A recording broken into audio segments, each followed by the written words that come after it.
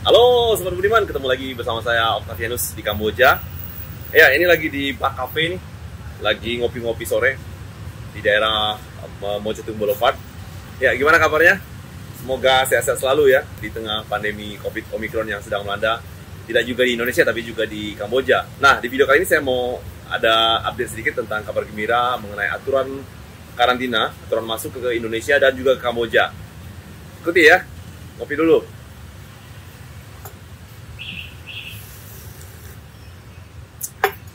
Sebelum lanjut, mohon dukung channel ini ya.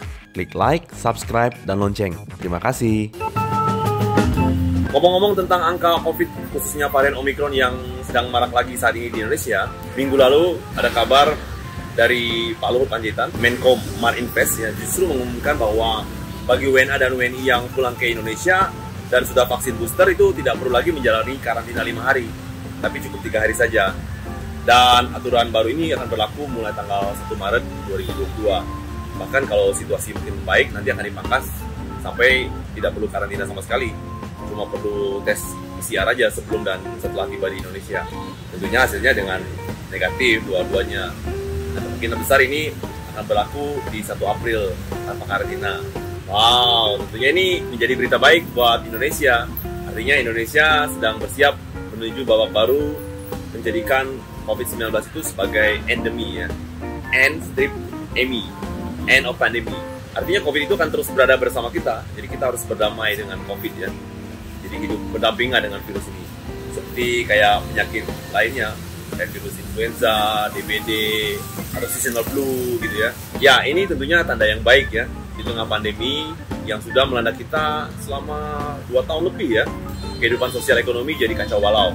Nggak bisa bebas berpergian seperti dulu, banyak restriction, orang-orang pada khawatir tertular COVID-19, banyak usaha bisnis yang bangkrut, kehilangan pekerjaan, yang kena PHK, atau pengurangan gaji gitu ya.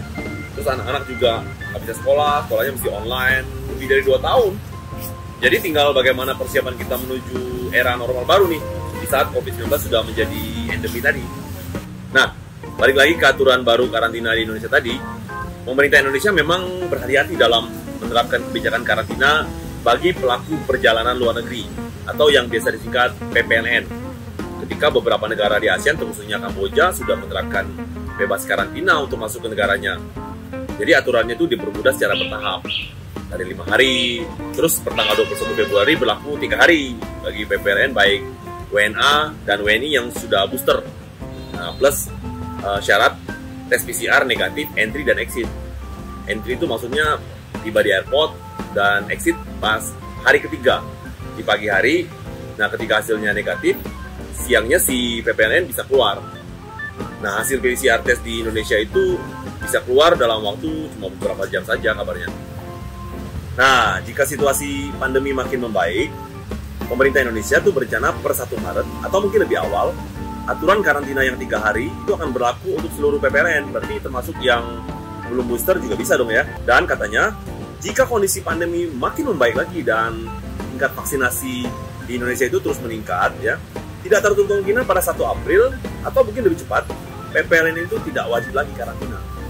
Kayak karantina terpusat di Wisma Atlet atau di hotel-hotel itu nggak perlu. Terus juga kabar baiknya lagi, pemerintah juga akan melakukan penyesuaian regulasi pintu keluar masuk internasional katanya. Jadi pintu masuk PPLN saat ini kan di Cengkareng ya, Soekarno-Hatta. Terus yang baru kemarin juga udah dibuka di airport Ngurah Rai Bali. Nah, seperti kabar terbaru, penerbangan Singapura dan Denpasar tuh udah dibuka tanggal 16 Februari kemarin. Untuk pertama kalinya SQ atau Singapore Airlines itu udah bisa mendarat kembali di Ngurah Rai Bali, membawa 156 penumpang katanya, bawa turis gitu ya. Terus juga pintu keberangkatan dan kedatangan jemaah umroh melalui airport Juanda Surabaya juga dibuka kembali. Termasuk juga boleh untuk wisatawan seperti yang di Ngurah Rai tadi. Itu akan dibuka untuk kedatangan WNA, WNI, pekerja migran, atau PMI ya, atau non-PMI juga. Jadi akan berlaku untuk semua PPLN dengan segala tujuan balik ke Indonesia, masuk ke Indonesia. Termasuk juga pintu laut juga akan dibuka kabarnya.